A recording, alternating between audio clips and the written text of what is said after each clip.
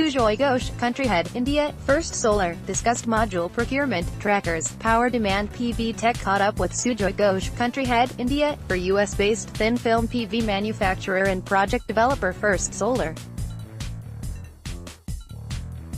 in the firm's Delhi office to discuss signs of developers in India engaging in new module buying strategies, the country's lukewarm relationship with trackers, and what India's real power demand looks like.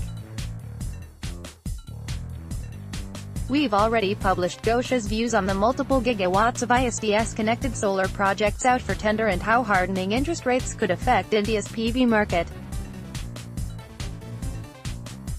How do the U.S. solar tariffs from Section 201 affect First Solar's supply in India, given that Bridge to India named you in the top 3 module suppliers to India in 2017? Sujoy Ghosh, the characteristics of demand between the U.S. and India are very different. Procurement cycles are a lot more compressed in India, where developers would bid into a PPA then get just 12 months to commission the project, or 15 months in a state program, and they would procure the modules on a spot basis 4 to 6 months ahead of the COD.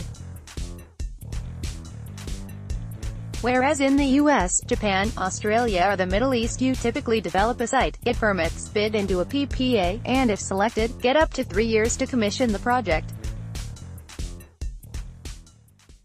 And developers have also been used to a declining price curve on PV modules for most part in the last 5 years, and hence there is a tendency to delay or defer the module procurement, and hence for module suppliers, the book-to-bill cycle for Indian supplies is 3 to 6 months.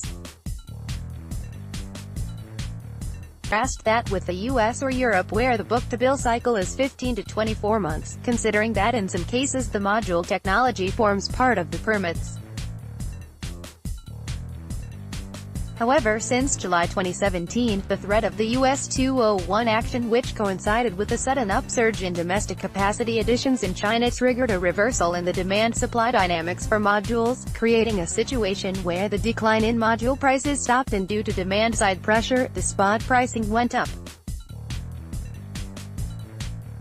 In the specific context of the impact of the US 201 trade case, given that First Solar's thin-film PV technology was not included, it was a risk-free option from any impact of the ruling of the case, and hence the company booked over 5.7 gigawatts of orders in the third and fourth quarters of 2017.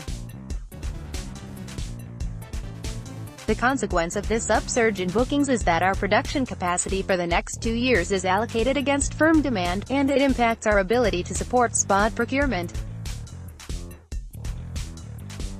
Given that environment and First Solar announcing that it was sold out into 2020, how have developers reacted?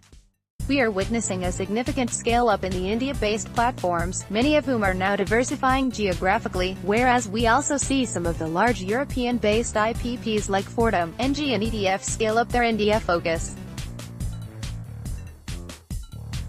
With scale and geographical diversity, we also are witnessing early signs of a shift from spot procurement of modules to a more strategic and long-term procurement framework where the developer is providing visibility to a longer-term project pipeline and trying to secure their supply and price risks on the module. The situation of 2H 2017 has helped in shaping some of this thinking amongst the long-term players. Despite the current constraints in our ability to support spot procurement, India remains a very important market for us because of the long-term demand and our technology incumbency in this market due to the superior energy yield our technology delivers in the hot and humid climates. The company has already announced plans to scale up our global manufacturing footprint to 7.4 gigawatts per year, and we do believe that, in the medium to long term, we would definitely have the ability to support our Indian clients. First Solar has started producing its larger-sized Series 6 modules and announced a partnership with tracker supplier Nextracker. How do you view India's relationship with PV trackers? The Indian market is predominantly fixed tilt as compared to parts of the US, Mexico and the Middle East. There are clear contrasts in A. the DNI of the sunlight, B. installation labor costs, and C. cost of capital, which impacts the levelized cost of energy, LCOE. Simply put, these factors influence the economics towards fixed tilt in India as opposed to trackers in the other markets mentioned above. First Solar Series 4 modules with the smaller form factor has a higher BOS penalty against polysilicon modules when considered for tracker applications as opposed to fixed tilt. With the larger form factor of the Series 6 module, the historical BOS penalty has been nullified, whereas the energy gain in hot and humid climates is still retained. Hence now we have the ability to demonstrate an entitlement benefit over polycrystalline silicon technology in both fixed tilt and tracker systems. Our view is that India will still remain predominantly a fixed tilt market with only few locations or specific sites that can offer a higher entitlement for tracked solutions, as opposed to fixed tilt. In light of this, what led to the partnership agreement with Nextracker? We have launched a program of qualifying ecosystem partners who manufacture BOS components that are compatible with our new Series 6 PV module offering.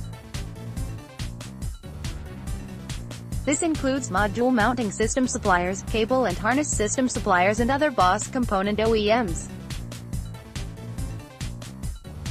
Nextracker is the first solar ecosystem partner as are other mounting system suppliers, both trackers and fixed tilt. The Series 6 ecosystem portal offers access for First Solar module buyers to all pertinent information regarding compatible BOS components with which they can assemble a PV power plant. The procurement of the trackers, or for that matter any BOS component, is between the customer and the supplier directly. Are you expecting more trackers in India therefore? As explained above, we believe that the Indian market will remain predominantly fixed tilt with tracked systems as an outlier unless there are specific sites that offer better economics with the trackers.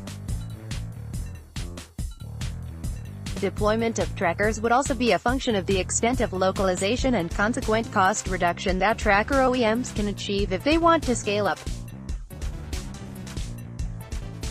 Given the tariffs are around 4 kWh with a 10% cost of debt and no tax credits, the economics for justifying trackers over a fixed tilt system is challenging at current tracker costs, especially if one wants to deploy a tracker technology that's bankable for the 15% to 18% extra energy it's supposed to generate under Indian conditions. Is India's overall power demand rising slower than expected? There are a few different ways to look at this. Prima facie, the demand-supply deficit for grid-connected consumers has changed and we have a situation where there is adequacy for baseload demand, while the peak still has a deficit. This is on aggregate. As one peels the layers off this scenario, there is still a large unmet demand for energy from underserved consumers, which was traditionally being supported by diesel and or kerosene, and we see that shifting to distributed solar solutions, some of which are off-grid. Also, while demand has grown, the measures initiated by the federal and state governments on improving energy efficiency on the demand side have also started to impact the demand-supply dynamics. On the distributed solar, First Solar has a partnership with Husk Power, who are operating hybrid mini-grids, biomass solar PV, energy storage, in underserved regions like northern Bihar, eastern Uttar Pradesh and Jharkhand. In their experience, the load growth has been at 25% YOY on their mini-grids as opposed to a national average of 5% YOY as projected in the NITI AAYOG reports for rural energy growth. Several state governments are implementing schemes where the rural and agricultural feeders are being exclusively supported by distributed solar generation, and then the solar pumps are certainly displacing demand for grid-connected pumps. So in